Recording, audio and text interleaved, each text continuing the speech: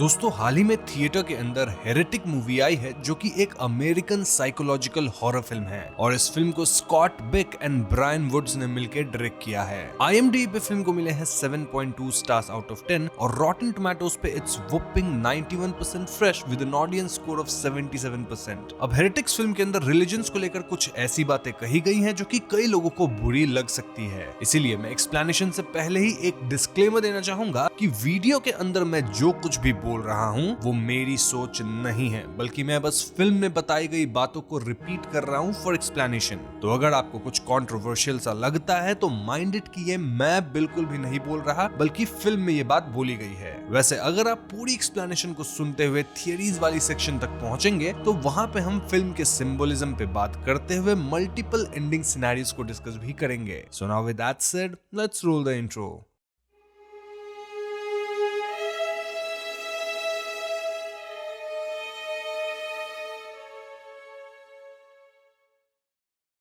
तो फिल्म की शुरुआत में हम दो मॉर्मन्स को देखते हैं जो कि कुछ गंदी बातें कर रही थी, जैसे नर के निजी हिस्से के बारे में, संभोग के बारे में और गंदी चलचित्र जैसी टॉपिक्स पे बात चल रही थी। अब जिन्हें मॉर्मन्स समझ नहीं आया उन्हें मैं बता दूं कि ये मिशनरीज को कहा जाता है जो कि church of the Jesus Christ of latter day saints को रिप्रेजेंट करती हैं। इन दो लेडीज का नाम है सिस्टर बार्न्स और सिस्टर पैक्सटन और हम समझ पाते हैं कि सिस्टर बार्न्स थोड़ी बोल्ड एंड कॉन्फिडेंट थी, वहीं सिस्टर पैक्सटन थोड़ी शाई और टिमिड थी। इन दोनों की उम्र 19-20 साल के अराउंड रही होगी और हम इन्हें लोगों तक क्रिश्चियनिटी स्प्रेड करते हुए देखते हैं। आजकल के मॉडर्न किड्स जो कि मोस्टली रिलीजन वगैरह में नहीं मानते, वो इनके साथ गलत व्यवहार भी कर रहे थे। स्टिल ये दोनों सिस्टर्स अपना काम कर रही थी। तो घूमते हुए ये लोग मिस्टर रीड नामक आदमी के घर पे पहुंचती हैं, जहां दोनों अपनी बाइक्स गेट पे लॉक करती हैं एंड देन मिस्टर रीड से बातें करने जाती हैं अबाउट देयर रिलीजन। बेसिकली ये लोग मिस्टर रीड को अपने धर्म की तरफ अट्रैक्ट करके उन्हें क्रिश्चियनिटी अपनाने को कहने वाली थी। अब इनिशियली मिस्टर रीड काफी फ्रेंडली वे में इनसे बात करते हैं और इन दोनों को अपने घर के अंदर इनवाइट भी करते हैं। सिस्टर्स कहती हैं कि चर्च रूल्स के मुताबिक वो दोनों एक आदमी के घर के अंदर नहीं जा सकती अनलेस मिस्टर रीड के घर पे कोई और लेडी भी हो। मिस्टर रीड कहते हैं कि उनकी वाइफ घर के अंदर है जो कि ब्लूबेरी पाई बना रही है और ये सुनते बार्न्स और पैक्सटन घर के अंदर जाती हैं। ऐसे भी बाहर स्नोफॉल शुरू हो चुका था तो अंदर रहना ज्यादा सेफ है। तो घर के अंदर रीड इन दोनों सिस्टर्स का कोट लेते हैं और इन्हें कंफर्टेबल होने के लिए कहते हैं। मीनवाइल वो इनके लिए कुछ ड्रिंक्स लेकर आते हैं, जिसके बाद इनकी बातचीत शुरू होती है। अब इन तीनों की कॉन्वर्सेशंस तुरंत ही वियर्ड हो जाती है क्योंकि मिस्टर रीड अजीब बातें बोल रहे थे। For example initially mister Reed was like कि वो स्ट्रगल कर रहे हैं to find one true religion, but then वो सिस्टर बार्न्स के मृत पिता के बारे में पूछ के बार्न्स को अनकंफर्टेबल फील कराते हैं। जब पैक्सटन सिचुएशन को संभालने की कोशिश करती है तो मिस्टर रीड पॉइंट आउट करते हैं कि कैसे मॉर्मोनिज्म में पहले पॉलीगैमी था, यानी एक आदमी मल्टीपल औरतों से शादी कर सकता है, लेकिन 1890s के बाद यानी आफ्टर न्यू रेवलेशन इसे हटा दिया गया। सिस्टर्स डिफेंड करती है कि पहले के टाइम पे बर्थ रेट कम था, लोग कम थे तो पॉपुलेशन को बूस्ट देने के लिए पॉलीगैमी था, लेकिन पॉपुलेशन सही होने के बाद इसे हटा दिया गया।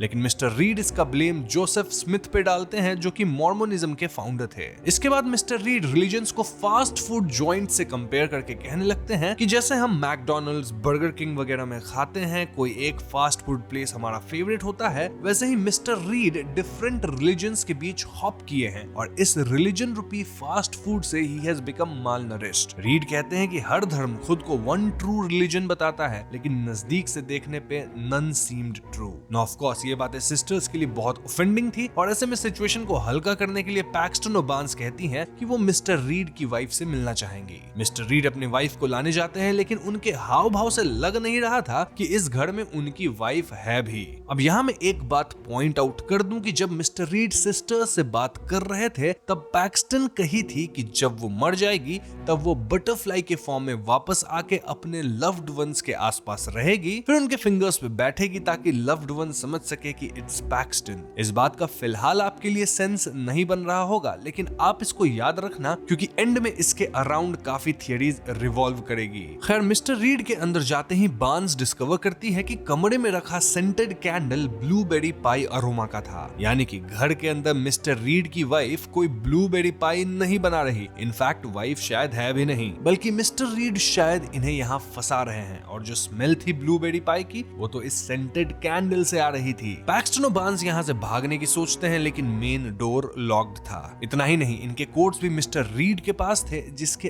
अंदर ही इनके साइकिल लॉक की चाबी थी।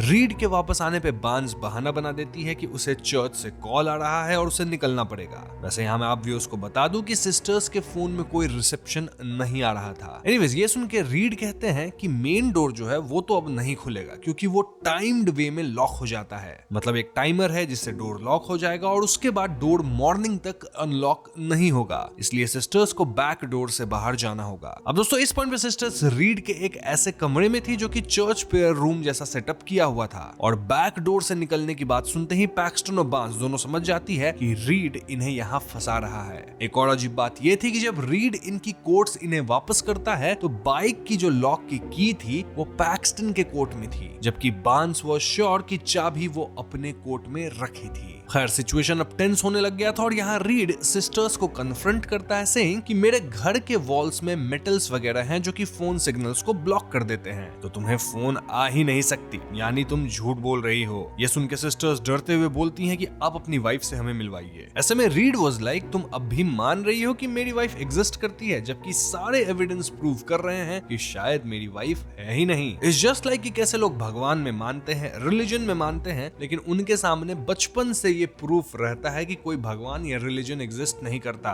ये सब सुन के बार्न्स कहती है कि वो बैक डोर से यहाँ से बाहर चली जाएगी, लेकिन दोस्तों जब वो दोनों बैक डोर्स को ओपन करके देखती है तो उसे ऐसा प्रतीत हो रहा था कि ये डोर्स तो घर के बेसमेंट में जा रही है। वहीं दूसरी तरफ चर्च में एक एल्डर नोटिस करते हैं कि पैक्सटन और बार्न्स वापस नहीं आई है, इसलिए वो इन दोनों को ढूंढने निकलते हैं। कमिंग बैक टू रीड, वो यहाँ फिर से रिलीजन्स पे बातें शुरू करता है। सबसे पहले वो पार्कर ब्रदर्स का मोनोपोली गेम निकालता है, जो कि बहुत फेमस बोर्ड गेम है, इतना कि ये 47 लैंग्वेजेस में अवेलेबल है। देन 114 कंट्रीज में ये गेम बिकती है और बिलियन से भी ज्यादा लोग इस गेम को खेल चुके हैं। अब मोनोपोली गेम 1935 में आई थी, लेकिन तकरीबन 30 साल पहले 1907 में एक बोर्ड गेम थी नेम्ड द लैंडलॉर्ड्स गेम। ये जो बोर्ड गेम थी वो ऑलमोस्ट मोनोपोली के सिमिलर थी। लैंडलॉर्ड्स गेम को एलिजाबेथ मैगी डिजाइन करी थी एंड इट्स एविडेंट कि 30 साल बाद मोनोपोली गेम आई जो कि लैंडलॉर्ड्स गेम की कॉपी थी। लेकिन आज कोई भी लैंडलॉर्ड्स गेम को नहीं जानता, लेकिन मोनोपोली मोस्ट ऑफ द लोग खेले होंगे। ये सुन के बार्न्स वाज लाइक, हमारी सिचुएशन से इन गेम्स का क्या लेना देना। रीड कहते हैं कि लेना देना है। कैसे? वेल, फिलहाल 3 मेजर मोनोथेस्टिक रिलीजन है, यानी ऐसे धर्म जिसमें सिर्फ एक गॉड को माना जाता है। ये धर्म है जुडाइज्म, क्रिश्चियनिटी और इस्लाम। जुडाइज्म ओल्डेस्ट है, लेकिन पूरी दुनिया में सिर्फ 0.2% लोग इसे फॉलो करते हैं। वहीं क्रिश्चियनिटी को बहुत ज्यादा लोग फॉलो करते हैं। It's just like landlords game and monopoly, जहां जुडाइज्म ओरिजिनल मटेरियल है और क्रिश्चियनिटी मोस्ट पॉपुलर है। वहीं मोनोपोली गेम के कुछ नए एडिशंस भी है which represents the newer monotheistic religions. Basically Reid का पॉइंट ये था कि जिस तरह से गेम्स के डिफरेंट इटरेशंस आते हैं, वैसे ही रिलीजन्स भी आए विद स्लाइट चेंजेस। फिर भी ओल्डेस्ट होने के बावजूद जुडाइज्म सबसे कम इसीलिए फॉलो होता है क्योंकि उस धर्म के लोग उसे प्रीच नहीं करते जैसे बाकी रिलीजन्स के लोग करते हैं। फॉर एग्जांपल, फिलहाल बार्न्स और पैक्सटन भी तो वही करने आई थी ना यहाँ, रीड को कन्वर्ट करने। Same is the case with song, जहाँ रीड कहता है कि फिलहाल में वो the air I breathe song को सुन रहा है बाय द हॉलीज, और ये काफी ओल्ड सॉन्ग है, लेकिन सिमिलर सॉन्ग है Creep by radio free. Then 2017 में एक सॉन्ग आई थी get free by Lana Del Rey, और वो क्रीप सॉन्ग की कॉपी है। तो ओरिजिनल सॉन्ग थी हॉलीज की, देन रेडियो फ्रीक की एंड फाइनली लाना डेल रे की। और देखा जाए तो हॉलीज ने रेडियो फ्रीक को सू किया था और रेडियो फ्रीक ने लाना डेल रे को सू किया था फॉर सॉन्ग कॉपीइंग। रीड का पॉइंट अगेन सेम था कि ये सब डिफरेंट इटरेशंस हैं ऑफ द सेम सॉन्ग, और यही मोनोथेस्टिक रिलीजन्स के साथ भी है। आगे रीड कहता है कि रिलीजन्स के अंदर जो चमत्कार की कहानियां हम सुनते हैं, जैसे जीसस की कई सारी कहानियां हैं, तो वो कहानियां भी कई दूसरे रिलीजन्स के अंदर बहुत पहले से चली आ रही है। रीड यहाँ कई रिलीजन्स की बात करते हैं। इनफैक्ट वो 12 रिलीजियस गॉड्स को दिखाते हैं जिनकी सिमिलर काइंड ऑफ स्टोरीज रही है जीसस से रिलेटेड, एंड ये जो रिलीजन्स है वो काफी पहले से एग्जिस्ट करती है। रीड तो ये तक कहता है कि आज से 1000 साल बाद जब लोग स्टार वॉर्स की कहानी सुनेंगे तो क्या लोग उसके कैरेक्टर्स को रिलीजियस फिगर्स मानने लगेंगे। रीड यहाँ एक डोर पे बिलीफ लिखता है और दूसरे पे डिसबिलीफ। वो बार्न्स और पैक्सटन से कहता है कि इन सारी बातों को सुनने के बाद भी अगर वो गॉड में मानती हैं तो बिलीफ वाला डोर चुन के बाहर चली जाए, या फिर अगर उनका माइंड चेंज हो गया है और अब वो भी गॉड को नहीं मान रही तो डिसबिलीफ वाले डोर को चुने। नाउ पैक्सटन, जो कि किसी भी हाल में यहाँ से जिंदा बाहर जाना चाहती थी, वो ऐसा प्रिटेंड करती है कि वो रीड की बात से कन्विंस हो गई है, एक्चुअली में हुई नहीं थी, और इसलिए वो डिसबिलीफ डोर को चुन के यहाँ से बाहर निकलने का सोचती है। लेकिन बार्न्स रीड को काउंटर क्वेश्चन करने लग जाती है, आस्किंग कि भले रिलीजन्स में सिमिलैरिटीज हैं, लेकिन हर रिलीजन में बहुत सारी डिफरेंसेस भी हैं। बार्न्स का कहना था कि रीड यहाँ चेरी पिकिंग कर रहा है, देन फालतू बोर्ड गेम मेटाफर्स का इस्तेमाल करके फैक्ट्स को इधर उधर कर रहा है। इसीलिए बार्न्स अब भी अपने गॉड को मानती है। इनफैक्ट वो पैक्सटन से पूछती है कि क्या वो भी गॉड में भरोसा करती है, और पैक्सटन हाँ कहती है। तो इस तरह से बार्न्स पैक्सटन को भी अपने साथ आने के लिए कन्विंस करती है, और ये दोनों बिलीफ वाले डोर को चूज करती हैं। तो दोनों बिलीफ वाले डोर से नीचे जाती हैं, एंड एज एक्सपेक्टेड ये बाहर जाने का नहीं बल्कि बेसमेंट में पहुंचने का रास्ता था। इनफैक्ट दूसरा डोर भी इन्हें सेम बेसमेंट में ही लेके आता, विच मींस कि रीड बस इनके साथ गेम्स खेल रहा था।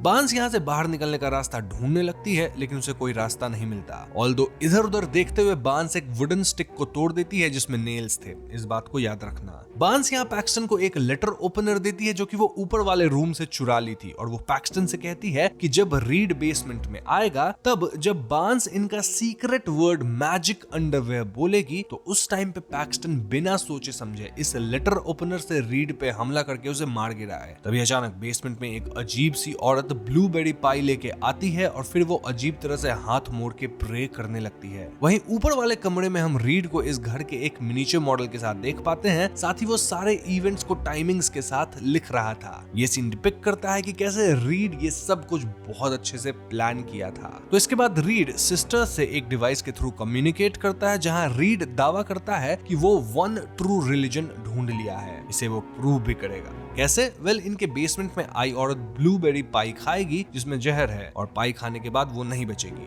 बट देन मैजिकली वो वापस जिंदा हो जाएगी, और फिर रीड अपना पॉइंट प्रूव करेगा। तो ये अजीब औरत पाई खाती है, जिसके बाद वो वाकई जिंदा नहीं बचती, लेकिन इससे पहले मिरेकल हो पाता, यानी वो औरत वापस आ पाती। रीड के घर के डोर पे चर्च का एल्डर इन दो सिस्टर्स को ढूंढते हुए आ गया था। So yes, door bell ring होते ही रीड उधर बिजी हो जाता है, और ये दो सिस्टर्स काफी चिल्लाती हैं, लेकिन इनकी आवाज डोर तक नहीं पहुंचती। रीड चर्च एल्डर से झूठ कहता है कि यहाँ कोई दो सिस्टर्स नहीं आई हैं, और इस पॉइंट पे हम देख पाते हैं कि रीड का ये जो घर था वो बहुत ज्यादा प्लान्ड था। आई मीन यहाँ हिडन मैकेनिज्म्स थे जिससे चीजें खुद लॉक होती थी, लाइट खुद कुछ टाइम के बाद बंद होती थी, एंड दिस टेल्स अस कि रीड इस तरह का काम कोई पहली बार नहीं कर रहा है। इनफैक्ट रीड एंटिसिपेट भी कर लिया था कि चर्च से कोई तो इन दो सिस्टर्स को ढूंढने आएगा। तो अब जब तक रीड चर्च के एल्डर से बात कर रहा था, बार्न्स बेसमेंट डोर के नीचे वाले गैप से कारपेट पुल करके कुछ मैच स्टिक्स ले लेती है। इसके बाद रीड वापस आता है और दोनों सिस्टर्स फिर से बेसमेंट वाले स्पॉट पे चली जाती हैं। यहाँ पैक्सटन नोटिस करती है कि उस औरत के लाश की पोजीशन थोड़ी डिफरेंट थी, यानी वो मूव तो जरूर हुई है। पैक्सटन ये बात बार्न्स को भी बताती है, लेकिन बार्न्स इस बात पे ध्यान नहीं देती। रादर बार्न्स मैच स्टिक जला के यहाँ आग लगा देना चाहती थी, ताकि कहीं आग की मदद से ही ये दोनों फ्री हो सके। तभी एकदम से इनके पीछे वो औरत आ जाती है जो कि वाकई जिंदा हो गई थी। जी हाँ दोस्तों, ये औरत आफ्टर लाइफ को डिस्क्राइब करने लगती है, saying conductor says my name, white cloud not heaven, they unplug my brain. इतना कहने के बाद ये लेडी चुप होने का इशारा करके कहती है इट इज नॉट रियल। इस मोमेंट पे रीड भी बेसमेंट में आता है और वो इस लेडी को यहाँ से बाहर भेजता है। फिर वो बार्न्स और पैक्सटन से कहता है कि देखो, तुम दोनों की आंखों के सामने मिरेकल हुआ, और वो लेडी क्लियरली बोली कि आफ्टर लाइफ में कोई हेवन वगैरह नहीं है, रादर हमारी लाइफ काइंड ऑफ सिमुलेशन जैसी है, जहाँ मरने के बाद हमारे ब्रेन को अनप्लग कर दिया जाता है। रीड कहता है कि वो इन दोनों को भी गॉड दिखा सकता है, द रियल गॉड, लेकिन उसके लिए इन्हें खत्म होना पड़ेगा। तो डरने की बात नहीं, क्योंकि ये वापस ठीक उसी औरत की तरह जिंदा हो जाएंगे। ऐसे भी रिलीजन इस डर पे चलता है कि गॉड कौन है, आफ्टर लाइफ कैसा होगा, हमारा इस दुनिया में पर्पस क्या है, और रीड इन सारे सवालों का जवाब जानता है और इनके सामने प्रस्तुत भी कर सकता है। ये सब सुन के बार्न्स कहती है कि तुमने कोई मिरेकल वगैरह नहीं किया है, रादर तुम कुछ मैजिक ट्रिक दिखा के हमें उलझा रहे हो। मोरओवर इट्स पॉसिबल कि वो औरत नियर डेथ एक्सपीरियंस को फेस करी है, और जो भी एनडीई फेस करता है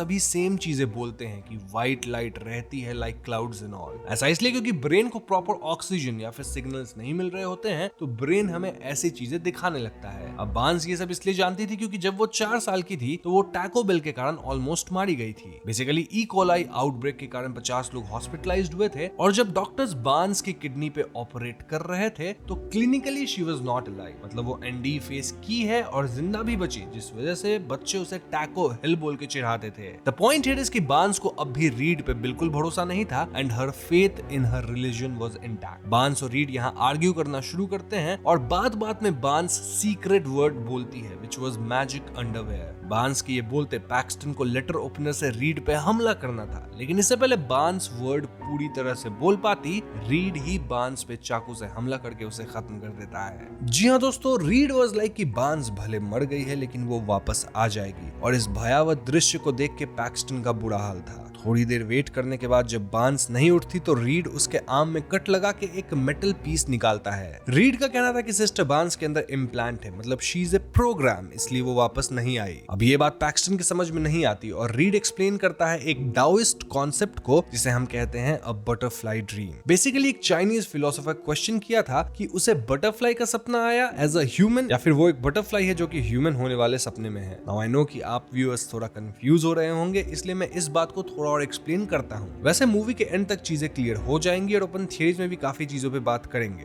so again, butterfly dream theory का मेन कॉन्सेप्ट ये है कि रियलिटी और इल्यूजन के बीच डिफरेंस समझना मुश्किल हो सकता है। एक दिन जुआंग जी, जो कि एक वाइज चाइनीज फिलोसोफर थे, वो सपने में एक बटरफ्लाई बन गए। वो बटरफ्लाई की तरह उड़ रहे थे, बहुत खुश थे और केयरफ्री थे। बटरफ्लाई को ये नहीं पता था कि वो जुआंग जी हैं, वो बस एक बटरफ्लाई की तरह रह रहे थे। फिर अचानक उनका सपना खत्म हो गया और वो जाग गए, और अब वो कंफ्यूज हो गए और सोचने लगे कि मैं जुआंग जी हूँ जो सपने में बटरफ्लाई बन गया था, या एक बटरफ्लाई हूँ जो अब जुआंग जी होने का सपना देख रहा है। तो समझे दोस्तों, यहाँ पैराडॉक्स क्या है? इस स्टोरी का मेन मैसेज ये है कि रियलिटी और ड्रीम्स की बाउंड्रीज अनक्लियर हो सकती हैं। ह्यूमन लाइफ में भी हम कई बार ये नहीं समझ पाते कि क्या असली है और क्या परसेप्शन है। इस स्टोरी को एग्जिस्टेंशियल फिलॉसफी और आइडेंटिटी के पर्सपेक्टिव्स में देखा जाता है। समझने का पॉइंट ये है कि शायद ये दुनिया भी एक इल्यूजन हो और हम जो परसीव करते हैं वो सिर्फ एक एक्सपीरियंस हो सकता है। Coming back to story, Reed यही बात पैक्सटन को समझा रहा था and he was trying to prove कि हम एक बहुत ही एडवांस्ड सिमुलेशन के अंदर हैं। अब दोस्तों, यहाँ मैं आपको एक बात बता देता हूँ जो कि मैं पहले बोलना भूल गया, कि मरने से पहले बार्न्स पैक्सटन से कही थी कि चैलेंज रीड, और इसलिए पैक्सटन फाइनली रीड की बातों को चैलेंज करना शुरू करती है। इनफैक्ट हम भी समझ पाते हैं कि पैक्सटन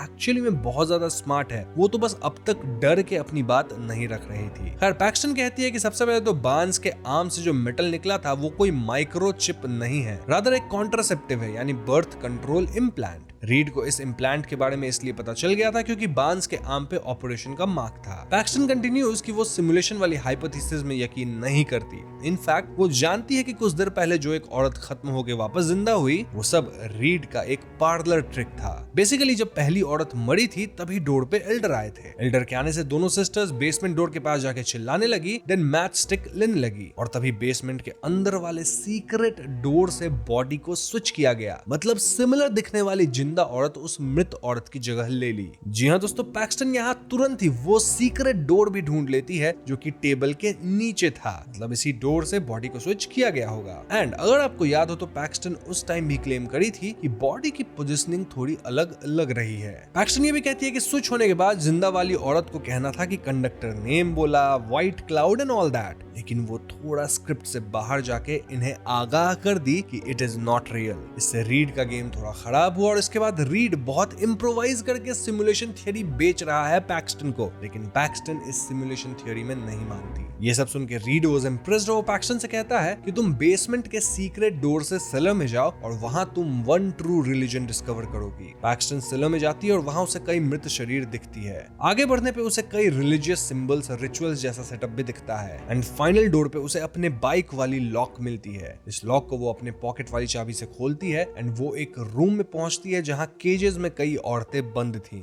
ये औरतें लो टेम्परेचर और ह्यूमिड एनवायरनमेंट में बहुत बुरी हालत में थी और पैक्सटन के लिए बुरा फील करती है। तभी दूसरी तरफ से रीड आता है और वो पैक्सटन से पूछता है कि क्या वो अब तक फिगर आउट कर पाई कि वन ट्रू रिलीजन क्या है। यहाँ से पैक्सटन रिवील करती है कि कैसे रीड शुरुआत से सब कुछ कंट्रोल कर रहा था। लाइक स्टार्टिंग में जब पैक्सटन और बार्न्स आए थे तो रीड इनका कोट लिया, देन बार्न्स के कोट से बाइक लॉक की चाबी निकाला और बाइक्स को मेन गेट से हटा दिया। क्योंकि रीड को पता था कि एल्डर सिस्टर्स को ढूंढते हुए आएगा तो बाइक दिखनी नहीं चाहिए गेट पे। तो बाइक को ठिकाने लगाने के बाद, लॉक को वहां से हटाने के बाद जब रीड वापस आया तो पैक्सटन नोटिस कर ली थी कि उसका हेयर बाहर के स्नोफॉल से वेट है। यानी वो चाबी को जानबूझकर पैक्सटन के कोट में डाला। क्योंकि रीड पहले ही डिसाइड कर लिया था कि वो बार्न्स को मार देगा और पैक्सटन के साथ ये गेम खेल के उसे फाइनली इसी जगह पे लेके आएगा। सब कुछ इतने अच्छे से प्लान किया गया था कि वाकई पैक्सटन ठीक उसी जगह पे खड़ी है जहां रीड उसे देखना चाहता था। सो दिस प्रूव्स कि रीड के हिसाब से वन ट्रू रिलीजन है कंट्रोल। जी हाँ दोस्तों, रीड बेसिकली एक एथिस्ट है जो कि ये मानता है कि ह्यूमंस को कंट्रोल करना ही सबसे बड़ा काम है और यही सारे धर्म करते आ रहे हैं। रीड बताता है कि वो इन लेडीज को ऐसे हालतों में रखता है क्योंकि it's easier to control someone who has lost everything. Religious लोग भी हरिकेन वगैरह कुछ आता है तो उसके बाद भगवान के बुक्स देते हैं क्योंकि उस टाइम पे लोग बहुत वल्नरेबल होते हैं and hence easier to control.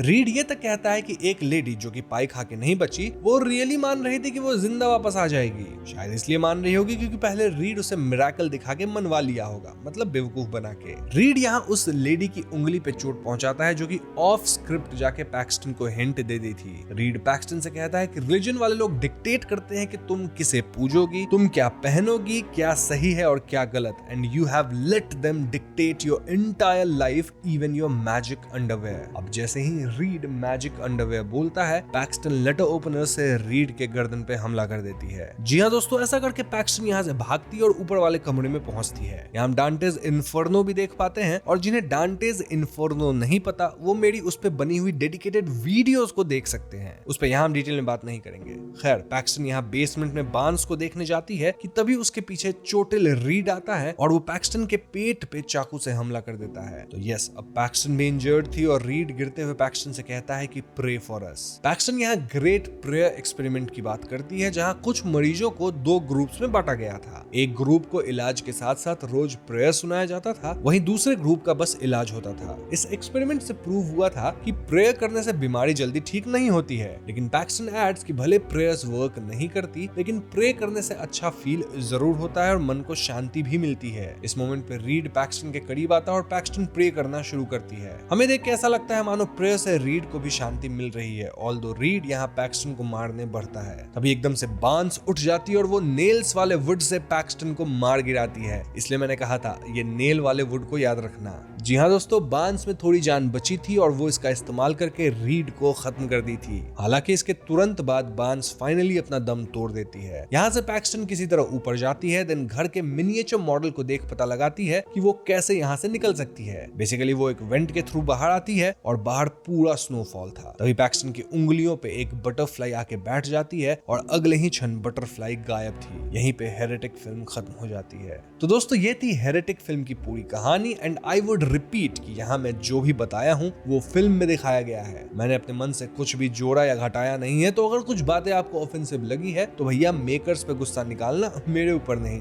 वैसे इस पॉइंट से अपन थियरी सेक्शन में इंटर करने वाले हैं क्योंकि इस फिल्म को लेकर बहुत सारे सवाल मन में आते हैं। तो अगर हम फिल्म का ओवरव्यू देखें तो रीड एक ऐसा इंसान था जो कि भगवान में नहीं मानता था और वो रिलीजन प्रीच करने वाली औरतों को अपने सेटअप में फंसाता था। रीड कई औरतों को बुरी हालत में रखा था और उन्हें कंट्रोल करता था क्योंकि उसके हिसाब से control is the one true religion. अब फिल्म की जो एंडिंग है उसे हम दो नजरिए से देख सकते हैं और ये वही दो नजरिया है जो कि हमें फिल्म में थ्रू आउट दिखाया गया है। पहला नजरिया है बिलीफ का और दूसरा डिसबिलीफ का। बिलीफ के हिसाब से अंत में बार्न्स समहाउ उठ गई और वो रीड को खत्म कर दी जिससे पैक्सटन बच गई। देन पैक्सटन घर से निकल भी गई और अंत में उसके हाथ पे बार्न्स एज बटरफ्लाई बैठी होगी, क्योंकि अगर आपको याद हो तो पैक्सटन कही थी कि वो नेक्स्ट बर्थ में बटरफ्लाई बन के अपने लव्ड वंस के अराउंड रहेगी एंड स्पेसिफिकली उनकी उंगली पे ही बैठेगी ताकि लोग समझ सके कि इट्स पैक्सटन। यही काम शायद बार्न्स पैक्सटन के साथ करी टू लेट हर नो कि she is there for her. So if you see, belief God के एग्जिस्टेंस को भी एस्टैब्लिश कर देता है, तभी तो बार्न्स एज बटरफ्लाई आई। और जो लोग भगवान में मानते हैं, which I think is most of us, वो इस बिलीफ थियरी को ही मानेंगे। But then there's this darker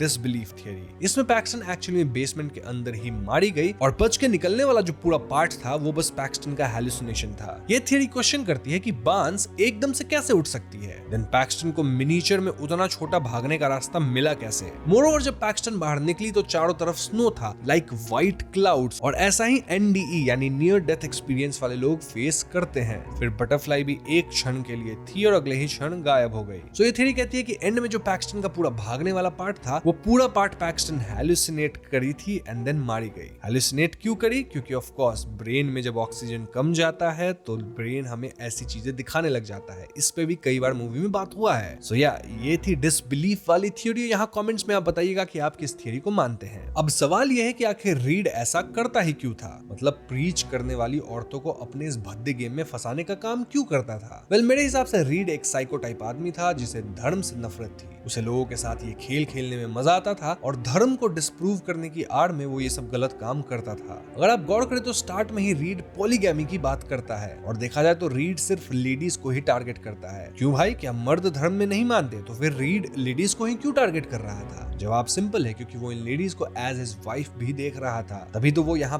polygamy की बात किया और तभी तो वो औरतों को इस हालातों में रखता था। बार्न्स रीड को तगड़ा जवाब देती है जब वो कहती है कि रीड बहुत कन्वीनियंटली बस रिलीजन्स के सिमिलैरिटीज को बता के बोर्ड गेम से कंपेयर कर दिया, लेकिन रीड ये छुपा लिया कि कैसे डिफरेंट रिलीजन्स में डिफरेंसेस भी बहुत ज्यादा होती है। बेसिकली रीड यहाँ धर्म को मानने वाले लोगों को ब्रेन वॉश कर रहा था एंड इन द एंड वो एक लेडी को खत्म करके एक को अपने साथ रख लेता था in that horrible cage room. Reed पहले से ही चीजें प्लान करता था, लाइक बार्न्स थोड़ी बोल्ड थी, देन उसके पिता अर्ली एज में मारे गए थे और वो थोड़ी रिबेलियस थी, तो रीड उसे मारने का प्लान बनाया। वहीं वो पैक्सटन के साथ एंड तक गेम खेला क्योंकि उसके हिसाब से पैक्सटन चर्च में पली बढ़ी थी तो वो इजी टू मैनिपुलेट होगी। फिल्म के स्टार्ट में हम एक मौत को देखते हैं जो कि लाइट पे चिपक रहा था, और वो सटल सिंबलिज्म है कि कैसे कीड़े लाइट सोर्स के चक्कर में रूम्स के अंदर ट्रैप हो जाते हैं जबकि रियल लाइट तो बाहर है। ये काइंड ऑफ पैक्सटन की सिचुएशन को भी रिप्रेजेंट करती है जो कि अंदर ट्रैप हो गई थी। देन मूवी के स्टार्ट में ही हम दोनों रिलीजियस सिस्टर्स को थोड़ी गंदी बात डिस्कस करते देखते हैं जो कि अगेन फेथ और रिलीजियस बिलीफ्स के एकदम उल्टा है। मतलब मॉर्मन्स का इस तरह से बात करना ये थोड़ा अजीब तो था ही। So this again is very contrasting, और ऐसे कॉन्ट्रास्ट और सिंबलिज्म आपको फिल्म में कई जगह देखने को मिलेगी। ओवरऑल ये फिल्म इस तरह से बनाई गई है कि लोग को